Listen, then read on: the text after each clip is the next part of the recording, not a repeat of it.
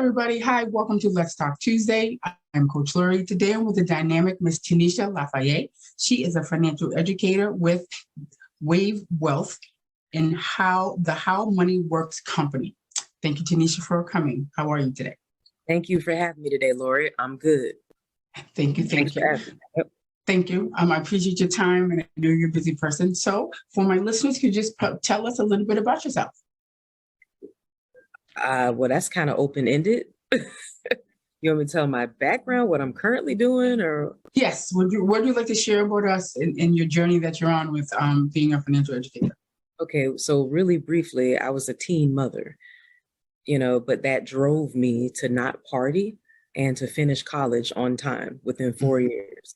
And then coming out of college, I realized, wait a minute, I'm in the real world now. I need to get my finances in order, but there was no one to show me the way. So throughout my 20s, I made financial mistakes, like bad credit, the whole no payments, no interest for 3 years. Yes. So I made no payments for 3 years, and then the interest piled up unbeknownst to me. No payments means you're going to have bad credit. And then also it means that you're going to owe double if you're just making the minimum payments. I wasn't making any of the payments. I didn't know about paying myself first and saving money. I had my car repossessed once or twice. I was going to cash advances. So this was all throughout my 20s. I did pretty much everything wrong except gamble.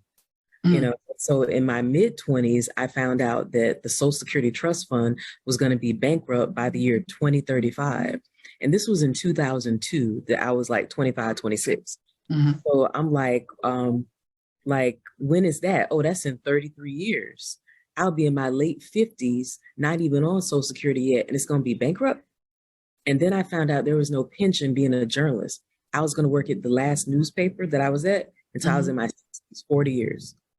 But when I found out no pension and that Social Security would be bankrupt, then I read a statistic that out of every one of us that starts working at age 21, by the time we reach the age of 65, 95% of us are going to be dead or dead broke by then. So only 4% is going to be well off and 1% rich. And I'm thinking, I'm already broke. So unless I do something different, I'm always going to be poor. So what I did at the age of 29 is I entered into the financial services industry.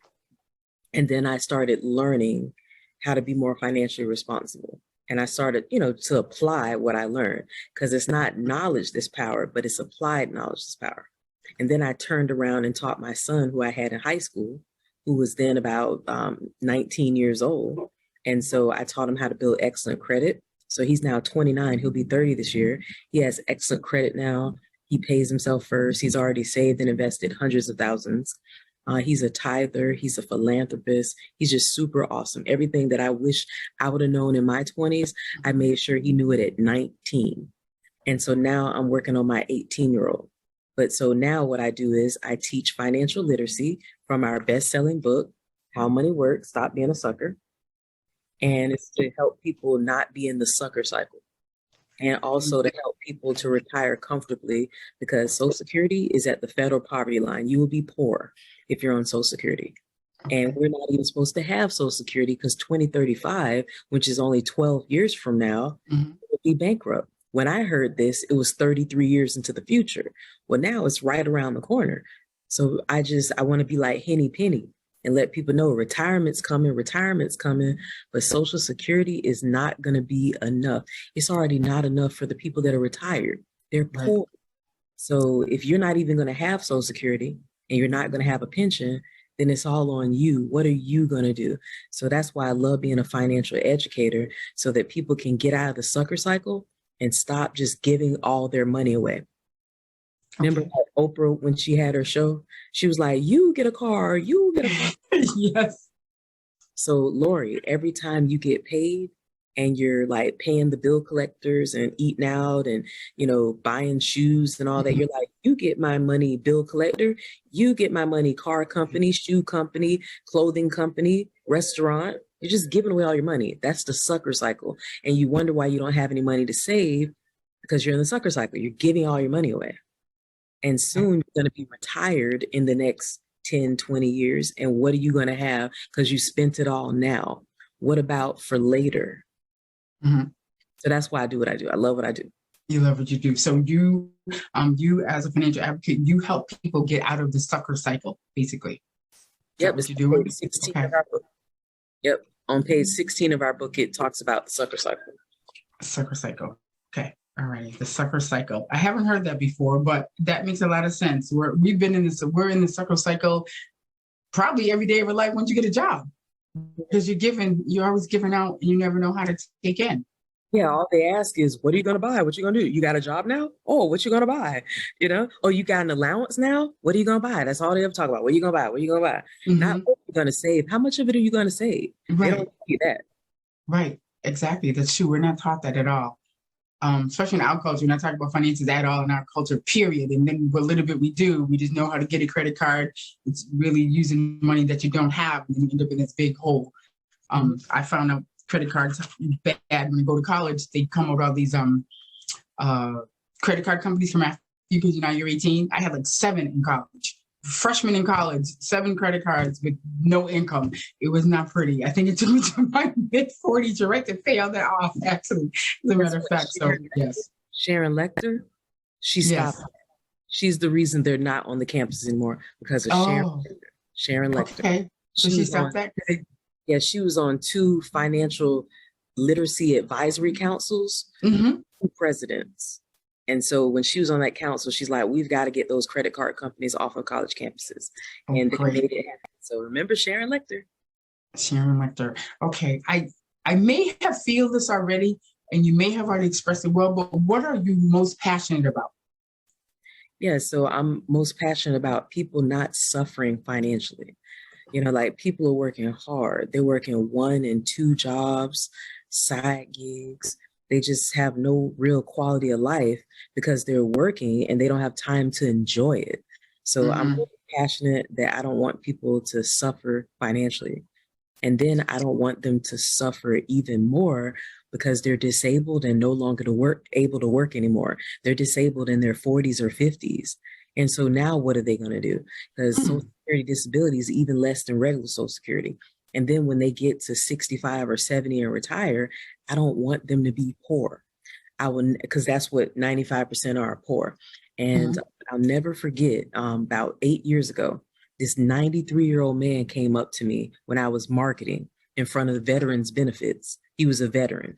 And he said, he was so desperate. He was looking for guidance, help. And he's like, I'm 93 years old. Everyone I know is dead and gone. I did not expect to live this long. I've run out of money. And that is the number one worry of retirees. There was an Allianz survey, and AARP actually did an article on it about 2 years ago, that the number one worry for most people that are currently retired is living too long, running out of money, you know, outliving their money. That's their number one worry. Not their health, not their death, but living too long. And so you help people financially set that up, like where they are to try to get more money at the end of their life, is the only way I can say that. Right. I show them how to start paying themselves and how to put their money in the right different vehicles to get where they want to be in retirement. I show them what their financial independence number is and how to reach their financial independence number, and also how to protect their assets, because they work so hard to make a lot of money, save it and invest it. But what's going to protect it? What if you become disabled? What if you need long-term care? Guess what? There's something called Medicaid spend down, where you're going to have to pay for your long-term care until you only have $2,000 to your name. So we have ways of showing people how to protect their assets that they've been saving and investing all their lives for. And then you also have to think about your estate plan too. So I work with estate planning attorneys so that people can make sure they're not like Prince, Aretha Franklin, and the Black Panther Chadwick Boseman. None of them had an estate plan. So their families fought for years to get control of their estate. And Chadwick Boseman's wife, he left like over $4 million. But once it was done with probate fees, attorney fees, and the bill collectors, she was only left with 2.2 or 2.4 million. And she split it with the parents. So instead of them each getting 2 million, her and the parents each getting 2 million, they each only got 1 million because he did not have an estate plan. Estate plan. Okay. Yep. And so that's part of the 7 money milestones. We have 7 money milestones that we talk about in our book. But remember, it's not just knowledge is power, it's applying the knowledge. Right, So right. we actually meet with people complimentary, and we help them through the 7 money milestones. Would you like to know what that is? Yes. So I had a question about, so the estate planning is like an elder, like I have a house now and I have 3 children. So I'm thinking like, trust you help me try to get my house protected. It's like if I will and go, because I know when you get ill and go to a nursing home, they try to take your house because it happened with my dad. And luckily my mother was on the deed at the time or on the deed where they couldn't just sell the house wrong under her. And so since we knew that, I put my name on the deed before she got ill and had to go. She didn't have to go into a nursing home, but she got ill. So in your part of your 7 plans, you try to help people who have their assets, try to keep them in the family or keep others from taking stuff because the state can kind of force you to sell your house to pay for any kind of care, stuff like that. Right, exactly. Okay. I can't go into specifics because I'm a fiduciary, and we're not allowed to give advice that people can just run with. Right. Because then like you could just run with it and I don't know your situation. And maybe that wasn't what was best for you. Correct. I get it. I understand. But that's what that's how you help people is to protect their assets, protect their home from agencies and governments coming in. First. We help them grow their assets. Grow their assets. Help them protect their assets. And also pass on their assets without having to worry about court fees and all the other stuff. So okay. All right. I'm taking, you see me taking notes. I'm taking notes. I'm taking notes. I already know you, but I'm telling you, the more you talk about, I got some more notes to talk about. Yeah. So I know that the How Money Works is a great book. It's helping a lot of people. Do they do anything in the community, or do you do anything in the community specifically to help others? Yes. So every Thursday, because this month is Financial Literacy Awareness Month. So every Thursday this month, I'm teaching a different class at 6:30 p.m. because I teach classes in the community to different groups. But then there's people that just know me and they're like, well, how do I get in the class? I'm not part of that group. I'm like, okay, well, get on my Zoom class on Thursday night at 6:30. So what did we teach last week? We taught short term. We taught short-term money strategies last week on Zoom. Tonight is Thursday night. So I'm teaching about the wealth crisis, why people are struggling financially and how they can stop struggling financially. So we're going to get to the origin of why people are struggling and then offer solutions. So that's tonight at 6:30. And then next Thursday, we're going to be doing the $1 Million Baby, how parents and grandparents or aunties and uncles can set up the children, their great nieces and nephews or grandchildren or their children's future so that child can have at least $1 million that's protected from creditors, taxes, and lawsuits. So that's $1 Million Baby. And then the last week of this month, it won't be on a Thursday, it'll be on a Wednesday. And we're going to be teaching How Money Works for Women. And that's going to be the last Wednesday of this month at 6:30. Because women stand to control $30 trillion of assets by 2030. That's in the next 7 years. So we women need to know what to do with our money, how to grow it and protect it. So that's going to be awesome. And that is because our newest book, How Money Works for Women, Take Control or Lose It by Sharon Lecter and Kim Schooler, that's going to be out in a few weeks in May. So really excited about that. Thank you. I'm glad, Nancy, the focus is to focusing on financially educating women, because a lot of women aren't financially, like when they have homes, they have the husband or the spouse take care of the bills and stuff, and sometimes they are illiterate, they don't know how it works, and if they get ill, they break up or they die, the spouse does, then you're like stuck where you don't know even how to navigate some of the stuff. A lot of us, though, are better at it because most of us are single moms or single parents. We've learned along the way, but even how we're learning, just like piecemealing, learning stuff is not, I'm glad you have constructive from top to bottom, A to Z, of these are the steps you need to take to keep financial wealth. I appreciate that. Thank you. And actually, that's what the class is going to be talking about. And that's actually the How Money Works for Women at the end of this month. And then also that's what the book is going to be talking about. So the book will have 8 characters, female characters that are all dealing with different issues, like a widow who never handled the finances, a single mother of a special needs child, a divorcee, a woman coming out of domestic violence, an overworked married mom. So it's like 8 different characters that women should be able to relate to. And then, the solutions. So yeah, it's going to be an awesome book. So yeah, so anyone that sits down with me to go over the 7 money milestones, I'll actually be giving them a free copy of our best-selling book, How Money Works for Women, Take Control or Lose It. Okay. Thank you. Thank you very much, Tanisha. Thank you for that. I know you talked about some of your, being a young mom and a teen mom. What would you tell your younger self? What would I tell my younger self about money or what? About money or money, life, that situation of being a teen mom and how you got through that, in your own way of how you got through that and came out on the better end. What would you tell your younger self now? Yeah, that everything's going to be okay. Stop and smell the roses. You don't have to be go, go, go all the time. Like, enjoy where you're at. Because when I was younger, I was like, go, go, go. I told you, I cut out partying and everything because I wanted to be a good role model for my child and I wanted to graduate on time. So when everyone else was partying around me and stuff, I was not. So I would tell the young me, hey, don't take yourself so seriously.